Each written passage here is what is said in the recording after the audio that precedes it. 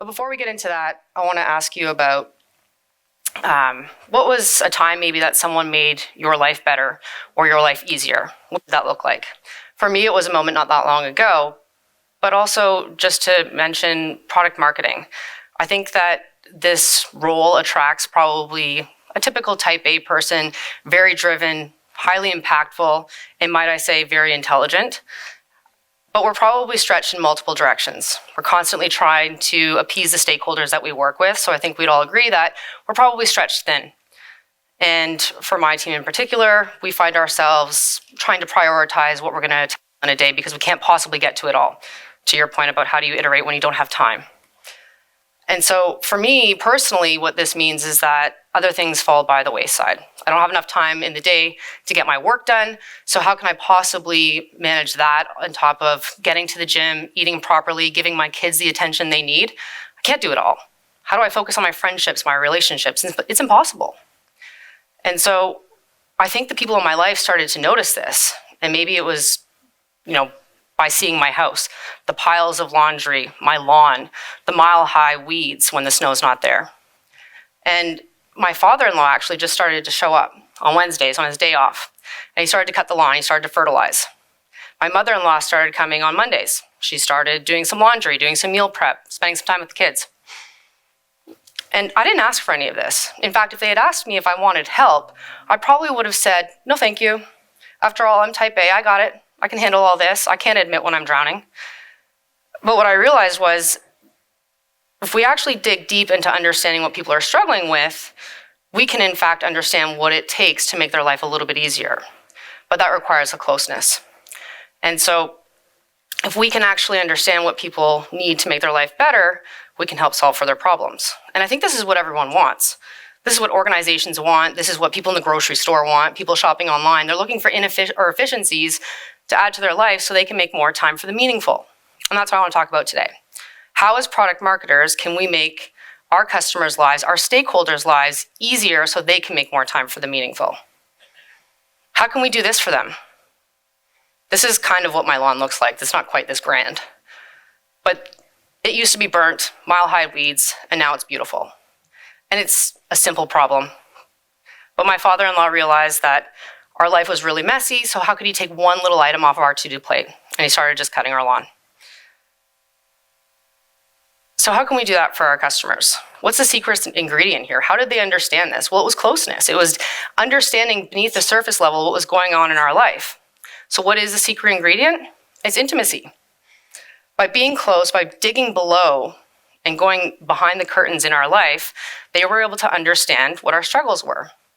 They were able to be empathetic in terms of what we were facing, or potentially maybe even have a little pity for us. But at the root of it was empathy. Empathy motivated them to find things that could help us make our life easier. Not this type of empathy. That's not what I'm talking about. I'm talking about this type of empathy. A familiarity, a closeness, possibly a friendship, but a genuine understanding where you sit down with someone, you listen, you're curious. What is keeping you up at night? That's intimacy.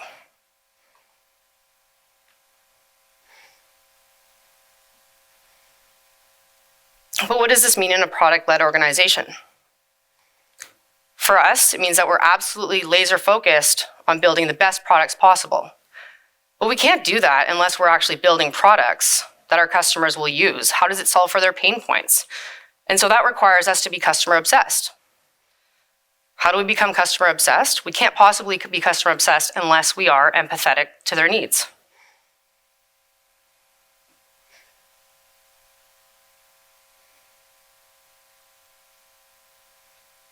Well,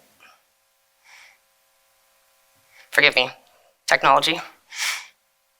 And so how do we become customer-obsessed? How do we get jiggy with our customers? We spend a day in a life with them, and we bring them together. So let's talk about a day in a life. What does this mean? Spend time with your customers. Go on site. Spend time with the ones that are successful, the ones that are struggling, the ones that are about to churn. Understand what it means for them to have success in their role. What makes it hard? What makes it tedious? What can make it easier?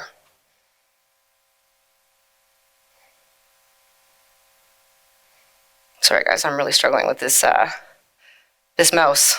I use a Mac at work. There we go. But this is hard. Spending a day with your customers can be really complicated. And for some of us, it might be hard because we don't have a vehicle to actually get to them. We don't have salespeople that we're comfortable reaching out to say, hey, can you help me connect with this customer? Do you have a customer advocacy team that you could reach out to?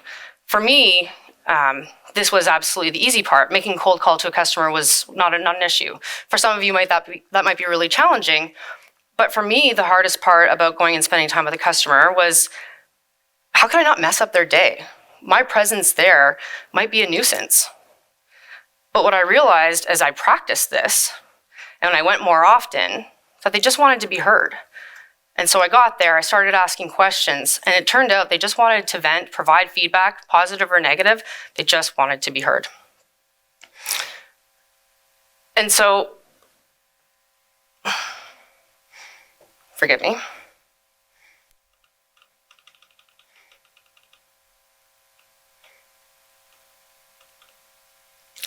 In order to make sure that we weren't wasting their time, I needed to make sure, for me personally, that I had intended outcomes for the day, so that I didn't waste their time. And so I walked in with an understanding of, this is what I'm going to tackle with. This is how I'm going to approach my day so I can understand what their business problems are, and it gave me confidence to engage with them more, to have deeper conversations. So I wanted to understand, what type of business problems are they solving for? What does success look like? What are they incentivized by? Is it revenue? Is it sales? Are they looking to build a brand? Are they looking to deliver a customer experience? How are they measured? What's preventing these problems from being solved? Are there workarounds? Are there inefficiencies, manual tasks that are keeping them up at night? Or maybe it's entering a new market or launching a new product to a new audience. Dig deep into everything, things that you might not even think will be relevant, because you might just discover what would make their life just a little bit easier. Let's say you have a group of e-com managers like we might have, or a group of admins, people that are actually living in your product.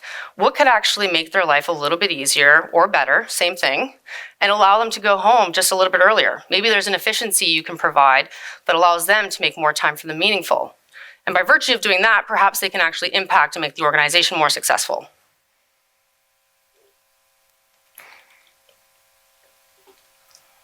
So now you understand what are the challenges that your customers are facing. Now it's time to bring them together. What does this mean? This seems simple. Get your customers in a room, form a community. Seems easy in theory, but probably hard to execute. Hard to execute because you might not have budget for this. Who would you invite? Would they come? What do you do with them? We wanted to do this at Shopify. We wanted to create a community for our customers, but again, we didn't have a massive customer budget or customer event budget to bring them together. And so we thought we would try by starting small. We invited founders, decision makers, people living within the product to join us and spend a couple of days together. We weren't sure if they would come, not to mention we were asking them to fly to Canada, a small town outside of Toronto, and spend some time with us. Would they come? Well, we led with, why don't you influence the agenda? What would you like to see out of something like this? We made it about them and not about us. We asked them what they'd like to do, and so we set up an agenda that they created, which included office tours. We had them spend time with our executives. They sat down and shared their concerns, their feedback, positive or negative. We hosted a fuck-up night, where we actually sat in a room and we asked them, each of them, where have you failed the hardest? Some people told stories where they hit absolute rock bottom and spent years climbing out. This has nothing to do with us, our product, or our organization. It was all about them. We spent time being vulnerable ourselves. We opened up the doors and met with those teams, but they also met with the teams that are building the product. They shared their insights, where we were failing them. It hurt. It really hurt. But it gave us so much insight into what they were feeling. And we became vulnerable as well. And at the end of the day, they came to us and they said, this is incredible. We actually feel like you are a partner. You're not just a software vendor. You actually believe in what you're doing. We believe in you. We love where you're going. We trust where you're headed. And sometimes that meant even sharing things that we weren't going to do. We had some of our largest customers tell us what they wanted us to build. And we said, we can't. This is where the direction we're going, and here's why. And so if we were vulnerable, if we approach with intimacy and we are empathetic, we can create trust and a two-way street with empathy. Walking in a customer's shoes, bringing them together, I think we can start to see that intimacy yields empathy. So as a product marketer, if you approach your customers with intimacy, you will yield empathy. But now what? What do you do with this? So pivot your minds to the organizations that build the actual products at your organization. Wait a minute. Am I suggesting that we get intimate with our product folks? I know there's some product folks in the room here. That's probably a little bit uncomfortable. We're responsible for gathering the customer insights, taking that information, and we should be sharing it with them, but it's not always that easy. In fact, I think there's a couple of talk tracks this week around this subject alone. How do we get a seat at the table, let alone a voice or a vote, especially with the product teams? Sounds easy. We know it's part of our job, but it's not. These teams are heads down building things, and for us to get their time is difficult. Not to mention we might not be aligned, we might have a different focus, we might be speaking a different language. And this couldn't be more true at Shopify. Our teams are so heads down building exciting products, some of which don't even exist yet, that we don't have we didn't have strong relationships with them, I should say. They're so busy building that they're bringing us in at the launch phase. And so I think many of you can probably sympathize with this, is that we take this product that's been built and we're forced to figure out what's the value proposition, how does it impact my audience, and how do I ship it? But it's already built, so we're shoving a square peg into a round hole. It's very difficult. And so as part of how we tackle this, we started setting up one-on-one meetings with our R&D teams, the people that we were aligned with. Started to get intimate, understand what were the struggles that they were facing, asking the same questions that we're asking our customers. What could make your job easier? What's keeping you up at night? What are you not able to tackle that would actually make you more impactful? And understanding where we could actually insert ourselves and take on some of that work. And so by sharing that and understanding them and having empathy, they started opening up.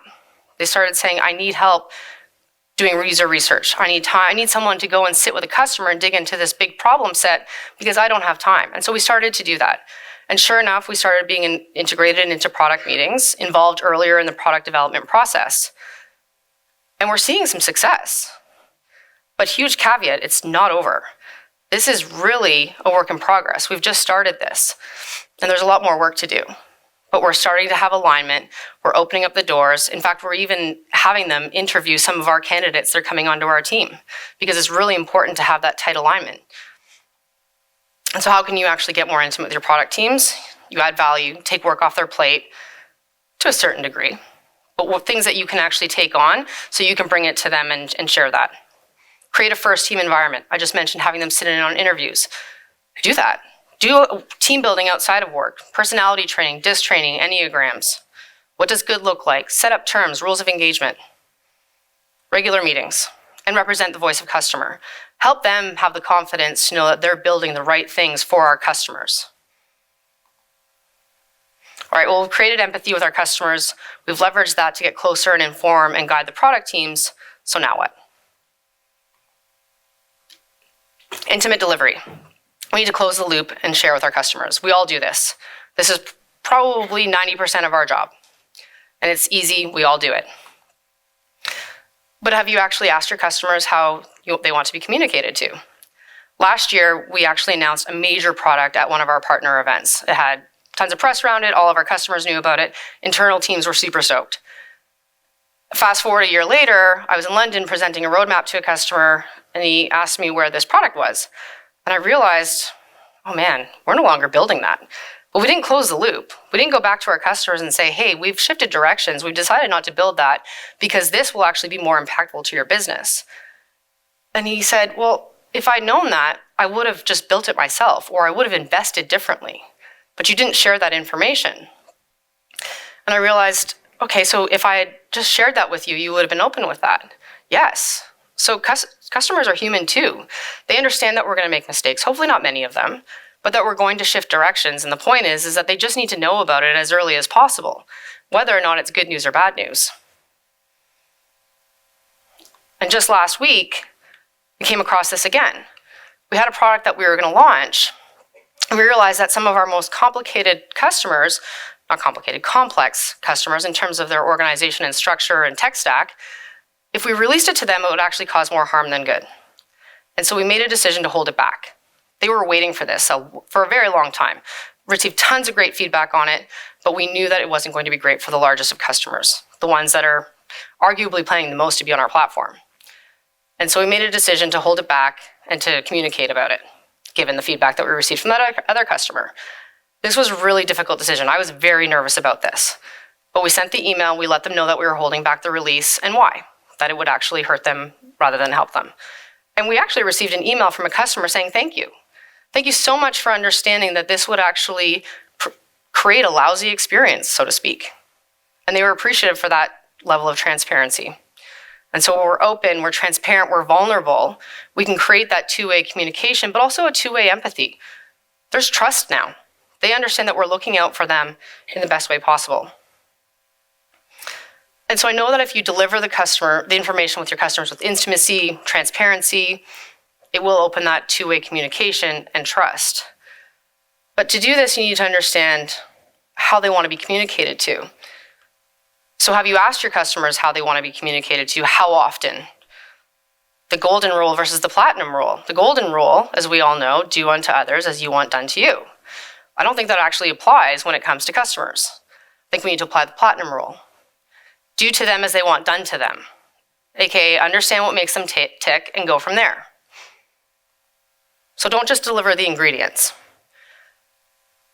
I think in tech, it's especially tech, and this may apply to other products as well, is that we tell customers what we're releasing, what the feature is, what the update is. But what does that mean to their business? How does it make their job or life easier? Don't just deliver the ingredients, deliver the recipe. Here's what it looks like. Here's the outcome. Here's how it affects you. And understand in this process, who needs to know this information? Perhaps there are people in the organization that need to know the nitty-gritty technical details. But some of them might just need to know that it's here, this is how it works, and this is how it's going to make your life easier. Oh, and it's just going to work.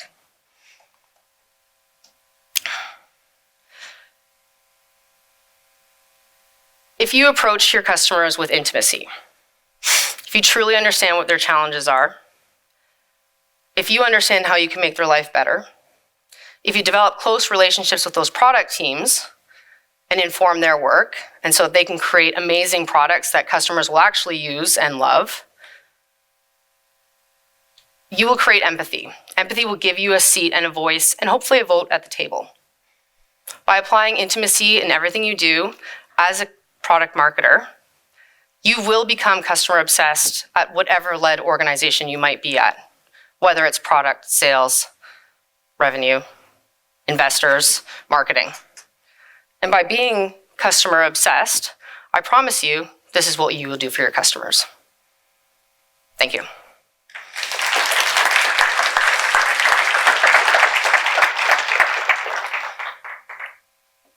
I believe we have a few minutes for questions if there are any.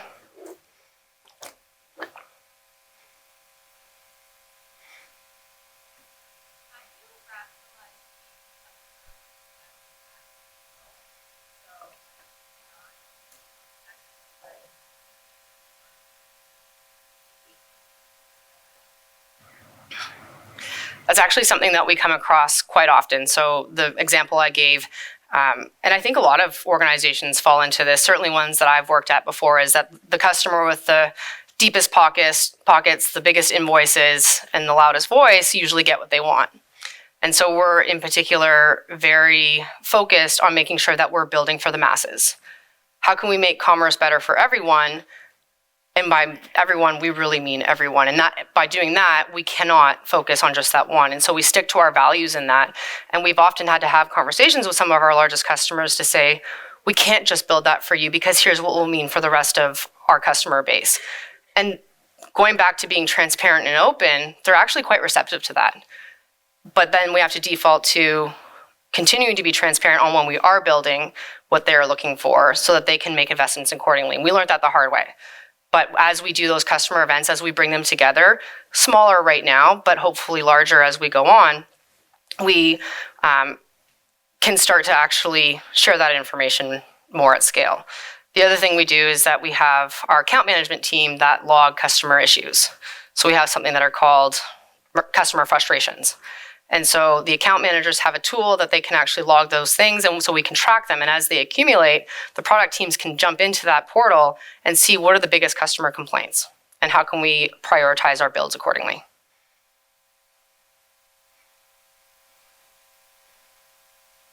I'll start by thanking, but I do have a question. So I work with an organization of product marketing. I'm the only customer person. And none of my colleagues in marketing have ever been we have begged, we did. We sometimes get on the phone, listen in, but I can't get through the sales team how valuable that interaction is. I mean, my first question would be, what happens if you just picked up the phone and called that customer directly? Okay. I think it's about sharing with them, if in order to help them sell more, for example, on the sales side, in order to develop pitch decks, collateral, messaging, you can't possibly do that unless you hear directly from the customers what their issues are. You can take what the sales team say, and that is worth a lot, but it's not everything. We need to hear it directly, and so help me help you. I can't possibly give you what you need to do to hit your quota unless you let me in. And if you want me to work on these things, I mean, this kind of sounds harsh, but let me in. That would be my approach to start. I know that's probably a lot easier said than done. But having skin in the game, creating, we're going through this right now, creating a new pitch deck, we can create it, but without your input or a customer's input, you're probably not going to use it. And you're probably going to go create some piecemeal off-brand thing that is just catering to you. So there's also executive alignment, there's stakeholder alignment, and I think that sometimes needs to come from the top down too.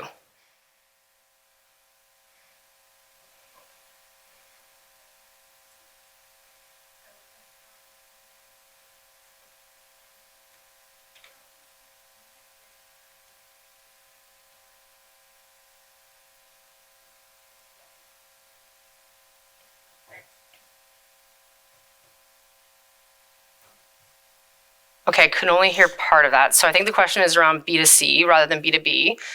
In medium enterprises, how do we maybe we'll just get the microphone. Sorry, who was asking the question actually?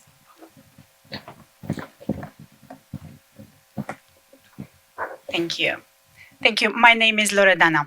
Nice to meet you. I was asking about how do we not get distracted when we are approaching B2C and customers that are millions. So we want to get intimate with them and understand, but they are millions with different needs and different challenges. And yet they meet with us on one or two aspects. Right. So, okay. How do you scale this when it comes to actually a customer base that is in the millions and you have different segments within those?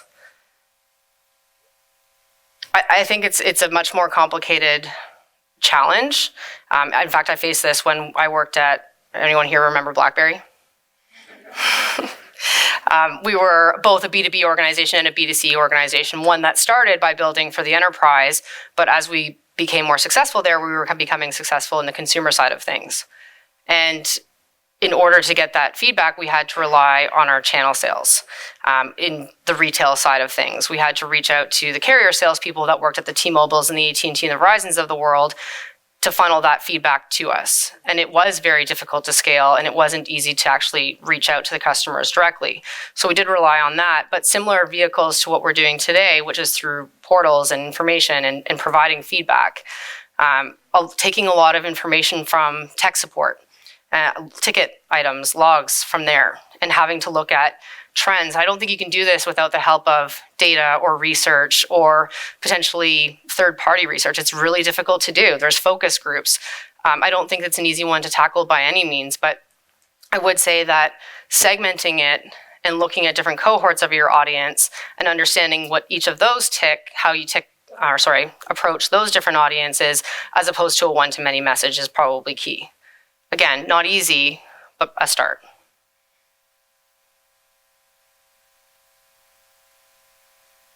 Well, I'll be around. I look forward to meeting you one-on-one and speaking with you. Thank you for having me.